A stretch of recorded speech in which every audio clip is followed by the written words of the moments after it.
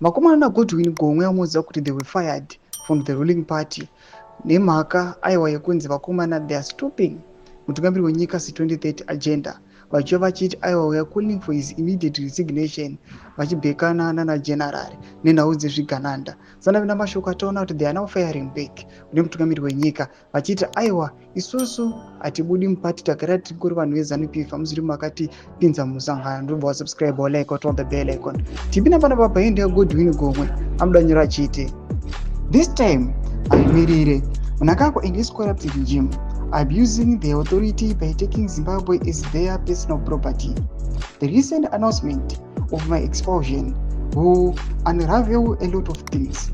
Vanhu vanofunga kuti ndevake havazi vake ngazvizive izvozvo handitione. Mashoko ari kubuda toka panapa navakomana vanaGodwin Gomwe ari vachidhairekta nemutungamiri wenyika zvashandisa vanhu wese achitonyera in capitals achiti aiwa those people vari vachiclaima vachimusapota for 2030 panapa mukomana uyu aitora mashoko anotovhundutsa andoshamisa achiti aiwa those guys havasitombori vake just because those guys aiwa vari kutosundidzira mutungamiri wenyika to 2030 they are not even in full confidence thekuti aiwa ivo the 2030 agenda vari kutoidawo.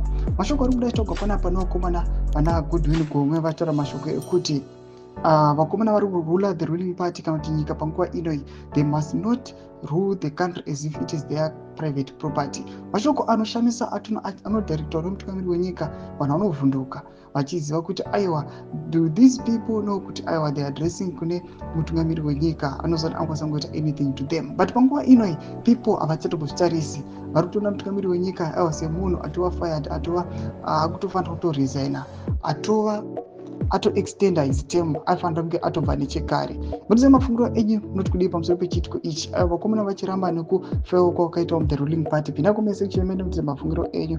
Musangano subscribe or like, turn on the bell icon.